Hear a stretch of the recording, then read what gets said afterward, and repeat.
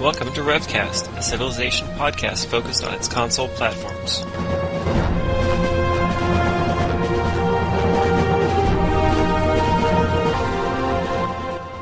I'm Reeves. Grayson. Elthrasher.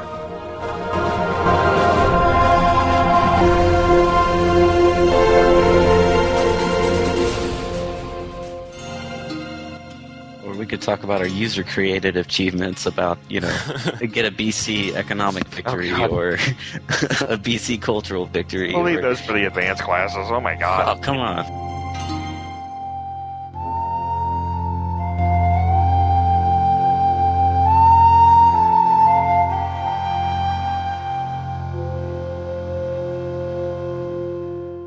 Our achievement that we want to cover is the Here's Looking at You kit to try and fill up all of the great people that are available throughout the game. How can you get the great people? Is there a way to steer to get certain great people? So on and so forth. Well, there is a way. Great people, they all have a technology associated with them, but your last tech that you've researched when you receive a great person has an influence on what great person you're going to get, if that makes sense. Say you just finished researching monarchy and great person appears, there's an increased chance you'll get a great leader because there's a great leader associated with the technology of monarchy. But getting particular ones is kind of tough to do once you get a bunch of techs. It's kind of like flip a coin what great person you're going to get. Your first great person you can influence a little better if you only have one or two techs. But after that, it's kind of a grab bag.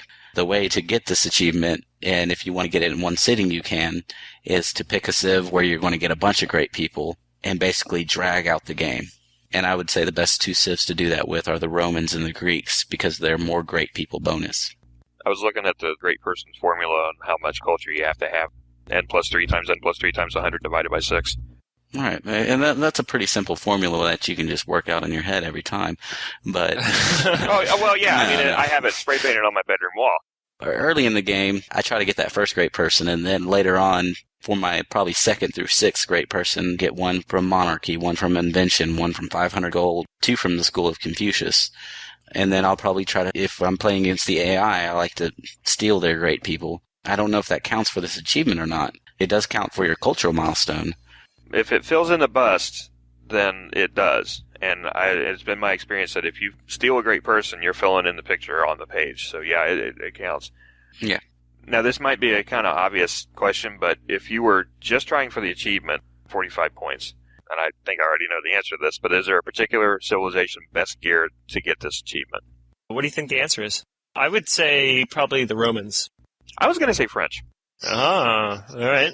And I would say the Greeks. Well, I would say the Romans because you can get a lot of cities out thanks to Code of Laws, and then you can just settle those cities, maybe 10 or so. It doesn't really need a ton of them. And then you can build temples in all of the cities. Oh, that comes in industrial, though, doesn't it? Right. For the Greeks, it comes earlier. Okay, all right. But you have democracy with the Greeks, which doesn't generate culture from the palace, so... You're right. Okay, Greeks are better. And my only feeling with the French is that you start with a cathedral, which gives you earlier culture, and then you go on the offensive at the end to try and steal. Right. The cathedral does help a lot. If you can grow Paris up to the maximum population, which this is what you're wanting to do if you want to get all the great people in one sitting, you're probably going to run the game until 2100 AD, till it runs out. So you want to get Paris growing as fast as possible to get that culture number up. Not to be dumb, but you don't have to unlock them all in one game. This is a cumulative thing that is based on your profile. So the problem is that people are like, oh, I just need this one great person. And we don't have any formulas. If it's just a kind of a random one that's not associated with any of the early texts, there's not a great way to influence which one you get.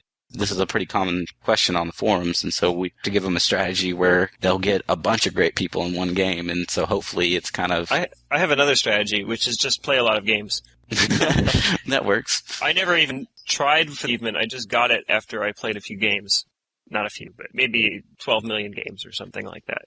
I think it took me quite a while to get this achievement just from playing randomly, and it seemed like there was one or two. And some people actually write in and say, you played a couple hundred games, and I still don't have this one great person. It's kind of weird. That'd be extremely unlucky if you played a couple hundred games and you didn't get them all. But sometimes, depending on just how you play or how long the game takes for you, you might not get it.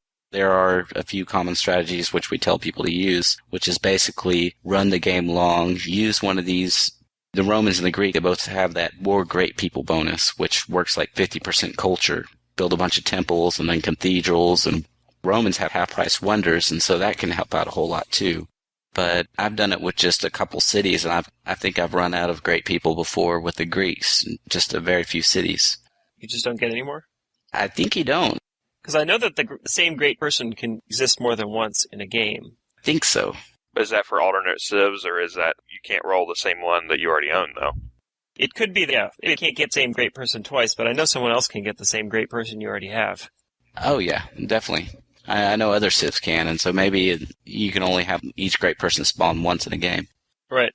But with each great person, you got to hit that at the right time because it bumps up requirement for the next great person to appear. It doesn't reset your accumulated culture, but it just bumps up the requirement. Yeah. Honestly, the only civ that I've been able to get a specific great person out of are the French. And pretty much the only one I can count on is getting the builder. And so I would say it's very hard to influence what GPs you get.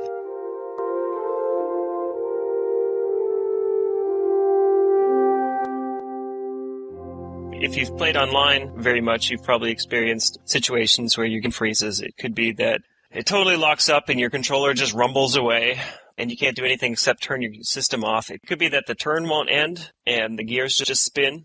And most of the time when these freezes happen, it's really nobody's fault, but there are things that you can do to prevent it. The first thing that I like to tell people to do is between each game, quit out to the main menu and then reload the game, or you could power down your system and power it back on. I don't do that. I just quit out to the Xbox dashboard and then I load the game up again, and that has dramatically reduced the number of freezes that I get. It used to be that I started a game after I played a couple, it would tend to freeze up, sometimes in 4000 BC, sometimes not too long after that. There are also some other common freezes that people need to watch out for, and probably chief amongst them is the chain government freeze, where if you change your government the same turn that a capital is taken, your ever so helpful military advisor the next turn will come up to inform you that a capital has been taken, like you didn't already know because you probably did it yourself. And at the same time, the science advisor will come up to ask you what government you'd like to pick. And when that happens, those two advisors clash and your system freezes. This is an especially sad thing for the Greeks because say you've got a warrior on a galley and you're sailing around and you notice somebody's capital is empty. If you change your government right then and there and try to drop that warrior in the capital, you're probably going to get a freeze. What happens with this freeze is basically you get bit out of the game and whoever's left gets to keep playing. Probably not that guy you just galley dropped. I was playing a head-to-head game, and I was off to, kind of a bad start with the French or somebody like that, and my opponent was Zulu, and I got a pop-up that said, the Zulu have taken the Arab capital of Tripoli. I checked, and he had gone to anarchy. He took the capital, got religion, decided that fundamentalism would help out his strategy, which he's totally correct, it will. Changed his government, which was a bad move, and then got booted out of the game for that. And so I got the win for basically doing nothing. At the very least, though, it locks him out instead of you, and I could see where if it was the other way around, it could be used as a major griefing point. But yeah, just to underline that, this is not a cheat or an exploit. You're only hurting yourself if you do this, so don't do it. Yeah. You get basically what we call a hard freeze. Your screen will just lock up. Other kinds of freezes, you'll still see the gears spinning on the top and the workers still chopping wood at the cities and stuff like that. But this one is frozen. It's just frozen, and there's nothing you can do about it. All you can do is just turn off your console and try again next time, and don't switch to anarchy when you take a capital. Does it actually lock the Xbox guide up as well? Yep. Yes. Holy cow, that's heavy. It's very bad. Also, you really have to be careful if sometimes you get resynchronizations, which, I don't know, it's just this annoying thing where it pauses at the beginning of the turn and tells you that you're resynchronizing to the game. And sometimes when that happens, things change on the map, which is really annoying. Or you lose things, you lose text, you lose gold. When you do that, yeah, sometimes you lose text or gold or units also, and it will often reset your workers. Mm-hmm. So if you had your workers on the grassland, one will move to a tree. Sometimes you lose population too, which is pretty bad. Sometimes you gain population, which is also weird. Sometimes you can gain stuff. Sometimes you get galleys sent to deep water or, invisible units. And galleys on top of hills and mountains and stuff. Yeah, some trippy stuff. However, when this happens, if civilization has been eliminated earlier in the game, when you get a resync, for some reason, the leader of that civilization needs to come back and glower and defeat more time. Mm-hmm. Sometimes you'll get that every turn. Yeah. You'll resync every turn, and then Bismarck will come back up and be like, they got me again. Over and over. I'll be back again. If you change government while this is going on, you can get the same freeze. Yep. Even though nothing has happened in the game. Oh, wow. I've had it happen to me like 30 turns later. Some Civ that had died like the first 5 turns of the game, maybe. I'll be sitting here trying to roll up there with tanks or something, and then switch to anarchy so I can get into fundamentalism or something, and then I get, I died, It's just like... So there's not really a whole lot you can do about that, except if you're resyncing a lot, maybe you should stay in whatever government you're in. Sometimes the resyncs stop. Yeah. Sometimes they go on for the whole game. Do both of you have the game loaded on your hard drive, or do you keep spinning off the disk? I have that on the hard drive. Okay. I wonder, because sometimes I've known some other games that if I load faster than the other person, that can cause resync errors also. And it's not necessarily just Civ. It's other like sports games and things like that where I'm loaded up, I'm done, and my partner is still spinning off the disk waiting on things to load. Uh-huh. That can actually cause resync errors in other games. I just wonder if it might be something that extends to this. It could be related. I was going to get a larger hard drive and do the full load, but then I started doing the reboot thing that I talked about earlier, and that cleared up most of my problems, so I just never went and did it. I've actually noticed no difference whatsoever, but if he's talking about a difference in between the two, then it's basically, does the other guy have it? Yeah. Is the other guy running as fast as you, or are you both running equally slow? Maybe that is part of the issue. Yeah. I really think it's got more to do with variances in network connection speed, actually. Memory and... I think that's where it comes in. Basically, the host can't resync, and it's pretty rare to get a freeze unless you cause it yourself or have any problems. You won't get any resyncs if you're the host of the game, if you're the first person in the lobby. And so, if I'm highly rated, in head-to-head at least, I will almost never join somebody else's game. I want to be the host, so I'm not getting any bugs, so I'm not risking that. But in free-for-all, there's usually 2 hosts, but the second one I think is picked randomly. But I just kind of join up whatever. A couple of more things on avoiding freezes that I have observed. One of them is that you should try to avoid button mashing when possible. That can cause you to lock up, cause a hard freeze or a soft freeze. It can cause the kind of soft freeze where the gears will spin, the turn won't end, but if you quit the game, then the other players can continue playing. Right, and now everybody's going to start mashing buttons just because the elthrasher told them. The other thing, this is fairly easy to do once you get in the habit of doing it. If you have ended your turn and you pull up diplomacy on the Xbox, it's right bumper, see what they're doing, or maybe you want to talk to somebody or something like that. At the same time that the last player has ended the turn, that will often cause a soft freeze. To avoid doing that, if you hit first the left bumper to unend your turn and go back on the clock, then you can now safely pull up diplomacy. So if you've hit the red button to end your turn, never just hit the right bumper then. Always hit the left bumper, pull up a city screen, close the city screen. Now you can hit the right bumper, and it won't cause a freeze.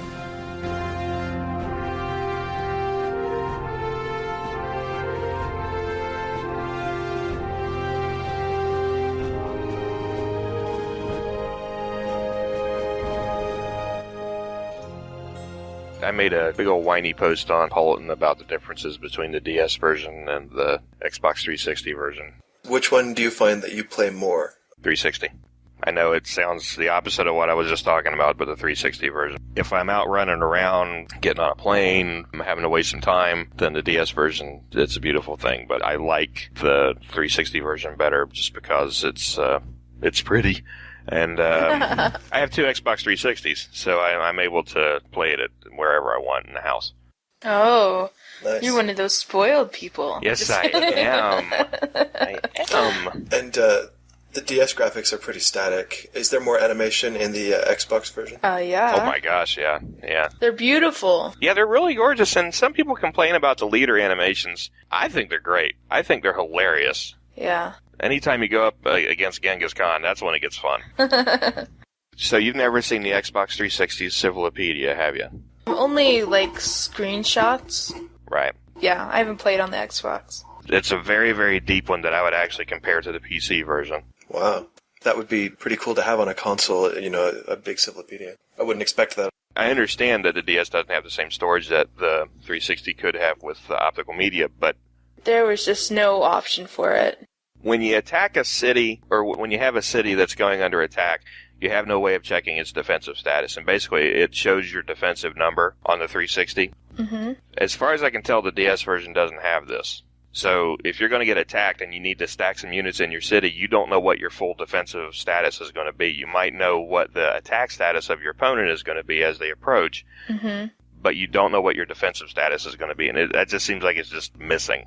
I might have been reading this wrong last night, but that's the same for when you go to attack a city. You're supposed to be able to, and I can't remember. I need to play the DS version to refresh my memory again. I think if you have the scout ability, you should be able to see the defensive status of the city you're going to attack. Okay. That's true in the 360. I don't remember if that's actually in the DS version. That might be true, and I just wasn't playing with the scout. And this one bugged me a lot, too. There's no way to check what effects your current wonders are giving you. And what that means is, if you take over a city that has Leonardo's workshop and you end up getting the wonder or the Great Wall, it doesn't tell you what it's done. If you look at your list of wonders, it says you have the Great Wall. Well, that's wonderful. What's it doing for me? And the only reason I know what it's doing for me is because I played the 360 version. So, again, that's probably a little bit of the lack of the Civilopedia that's hurting it a little bit. If I wanted to build a unit, my science advisor would say that the Knight is really fast. And it doesn't actually tell you what the capabilities of that unit are. Well, if you look at a unit and highlight a unit and toggle through a piece of information on the unit, each time you toggle it, it scrolls through 3 different pieces of information about that unit. And one of the pieces of information it gives is its attack and defense strengths. But at least superficially, you are correct that it doesn't say this is good against that or anything really strategic. It just says knights are fast. Yeah, exactly. And it thanks a lot, but what's due for me? I would like to have a centralized screen that says, here's why, and here's a little history if you want, and here's how they do against specific units, and here's when you should build them, and things like that, where the Totally. 360 and the PS3 versions have this very, very nice Civilopedia to be able to do that. Jason Bergman had said, and this was a long time ago, putting a Civilopedia for the DS up online, but as far as I can tell, I don't see one.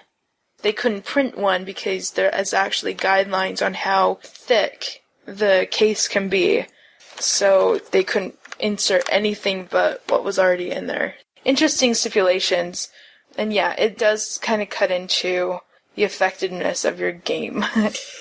Well, the way it's turned out, it seems to me at least that the DS version has become simplified. It just seems like it's intended for really simple gameplay. You're not thinking about what you're doing. And I imagine with the Xbox, you say, okay, I'm getting this, which does such and such function. But in the DS version, since it doesn't tell you, it's just, okay, I'm going to build this thing and hopefully it'll do good things for me. The DS version is fun in its own right. It just isn't deep. Same engine, just different concentration of information. Yeah. Have we killed that topic? I think so, and we'll probably revisit it again and again. I've seen also on forums that it just comes up a lot. Everybody encounters this sentiment. I don't know that there's any Civ veteran who's going to not feel this way. Maybe that's the difference. Well, yeah. Somebody who's not a veteran can say, well, I don't need it because I know how it works or I've played it enough. Yeah, for the new audience, people who just pick it up for the first time or are just entering the franchise here, they probably would say, this is a great game. They'll appreciate it for its own merits and not for any sort of comparison with previous titles in the franchise. Yep.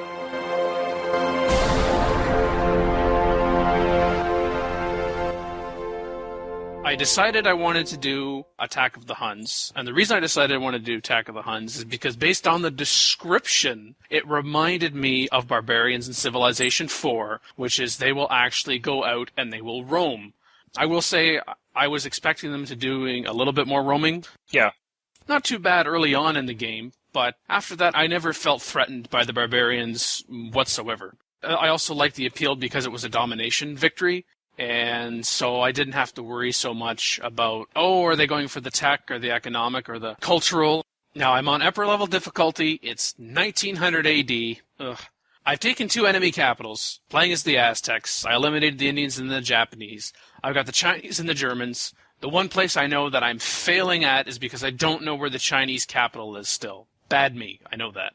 I know where the German capital is. Germany is the threat. but they are dug in for defense. And you talked about the AI and their so-called attack decisions in terms of how they organize and what they bring in. And they bring in these little waves of units that they take out one of mine, I take out two of theirs. Several turns go by, nothing. They take out one of my unit, I take out the two of theirs. And since I know it's city elimination, I know where the Berlin capital is. I'm up to tanks now, I have tanks. Taking tanks, putting them on a ship, heading on over to Berlin with a great general unit, and taking them out. I am the tech lead. A lot of what they're sending are units, I think, that were for their defense, and we have kind of this Cold War going on right now. Based on that experience, early exploring with the Horsemen to get the Barbarian Camps unit experience. My favorite one was getting the Spy out of the one and the kind of story they weave into that, and perhaps I think this is the standard game as well, where the cold climate guy, oh, you captured the village of my sister-in-law. She's a sneaky little devil. Maybe she can be sneaky for you, too. And it turns into a spy unit. I get gold out of others, which is nice, towards economic milestones, for instance. Location of other camps, which is nice. And I even learned the location of the Germans from them. I'm up to 9 cities right now. I'm in democracy, and when I switched to democracy, I was already at war, so I didn't have to worry about not being able to declare war when I wanted to declare war. So I think once I adjusted my expectations, and I had this kind of Civ 4 mentality going in about the barbarians, I enjoyed it more, but I really expected there to be more of an attack, because their bark seemed to be bigger than their bite. I've played this scenario through a couple times. I think the big deal about it is to get the barbs quick. They aren't strong, you leave your capital open, and yes, they will probably walk in because they spawn quicker, there's more barbs around. I don't think there's any friendly huts in this. No, that's part of the scenario. But basically, what I did was I used the Zulu, who can overrun barb villages with just a simple warrior army, because they have the overrun combat advantage, which is 3-1, or 5-1 against barbarians, for the Zulu only. Otherwise it's 6-1, I think, and 10-1 against the barbarians. I'm not sure. Because you start out with a pop of 5, so you can have at minimum 7 production, I just pumped out a warrior every turn. I think you start out with 25 gold as well. And so it makes it really easy to get a warrior army fast with the Zulu, who have 2 movement with their warriors, and their warrior armies can overrun barb villages. So it doesn't matter how many flags they have, you're taking over that barb village in 1 turn. And so I was able to take them out, and then get to the Arabs quickly, who gave me religion, so I had fundamentalism, which basically made it very easy to finish off the game. But I think this scenario is really hard to early rush, because the barbs are going to slow you down, and the other civs are at a higher population, so they're in units way faster. I think the Arabs, the Aztecs, and the Zulu would probably be the easiest in the early going, and the Americans and the Chinese, for kind of later game strategy, would be just as good. I played through this scenario early, and I used the Americans, and I created horse armies very quickly, which, again, easy to do with a 5 population capital starting. I think I got 3 of them in the first 10 turns, because once you have the horse army, you can run barb villages and upgrades fast and stuff like that. I would say that seems to be the strategy for the scenario, is to get armies and not just send around single warriors who are going to have a really tough time with how quickly the barb villages replace their populations and how aggressive they are. They may kill your warriors. I know I tried that scenario quite a while ago with the Mongols, because I thought, wow, I can just convert them all into cities and that'll be great. Playing on the deity level, I don't know if that makes a difference actually for the barbarians. But sending single warriors around to attack the barbarians was very challenging, because as soon as you move your warrior next to it, it gets attacked twice, and now you're to the point where you might lose your warrior attacking barbarians. So you can heal, but then barbarians respawn and attack you again, and then again, and maybe eventually you get upgraded enough, or you get lucky in the battles, and then you get enough warriors there. But it's definitely a scenario that calls for armies to do its work. Right, and armies that can overrun. Yeah, so that would be any Arab army or Zulu warriors or horsemen for any other civilization. I managed to do not too badly without armies, but that's because of the healing ability of the Aztecs, which was part of the reason why I actually chose them, was for that reason. And of course horsemen for the speed. That's a good point too. They're probably extra good there. Through some of the downloadable content, I believe you can play unranked matches and scenarios. And so you could play the scenario online against a friend. Not in ranked, but in unranked. You will be a friend at the beginning of the game, but will you be a friend at the end? Everyone's going to want to know how it came out, so you better finish it. I'm too emotionally invested not to resolve the game one way or the other. Right.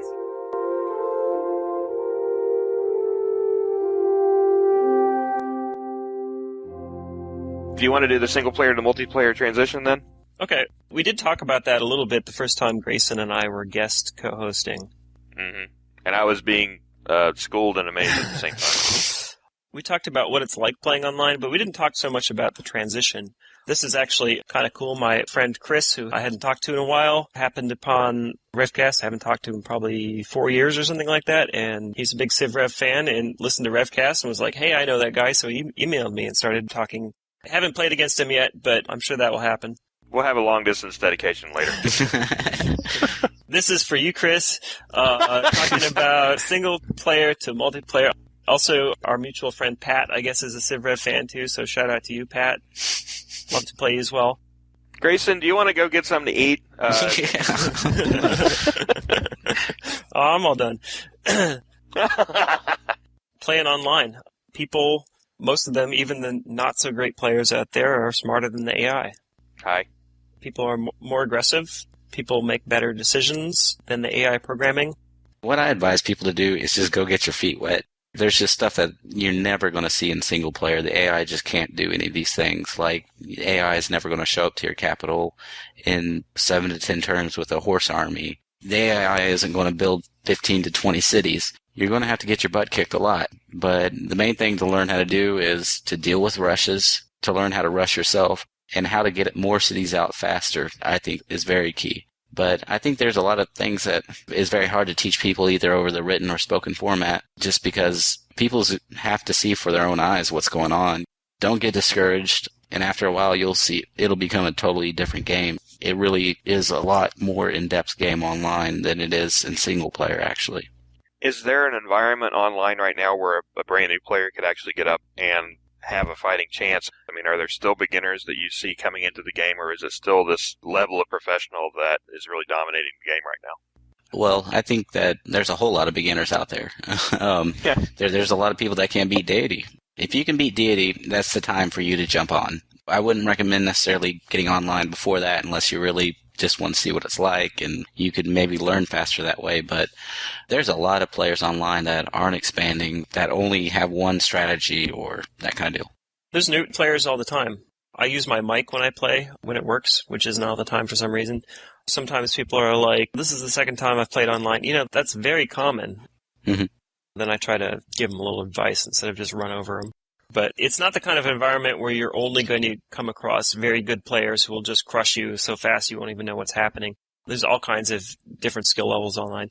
If you haven't played online before and you sit down and play 10 games, at least one of those games you're going to get completely smashed and destroyed. So if you have a thick enough skin to live with that and learn about this kind of thing, then it's going to be fun. But you'll probably completely smash and destroy another person as well.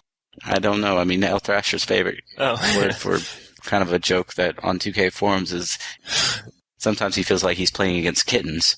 And I don't know what these kittens are doing, but I think they beat Chieftain and then just jump online. And I'm not trying to, be mean or anything, but you do sometimes run into people who are still building warriors out of one city in like 1000 AD. Or they spend the first 25 turns building Stonehenge. You're just... Yeah, right. It's very strange. I mean, so if you think you can cope with players like that, then go ahead and get online. I get messages all the time from people I don't even know. They recognize me from the leaderboards or the forums, and they're just like, can you teach me some things? And so I get online with them. I know elthrasher does this as well, and so do a lot of my friends.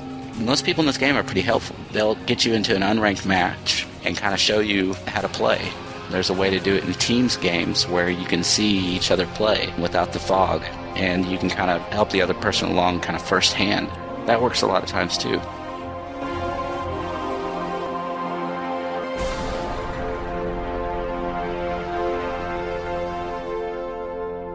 For more information about RevCast, sibling shows PolyCast and Modcast, or about PolyCast in general, log on to the series' official website at thepolycast.net. Record date assorted 2009 and 2010. Civilization Revolution Sounds, clips, copyright Take-Two Interactive. Copyright Civilized Communication at civcom.net.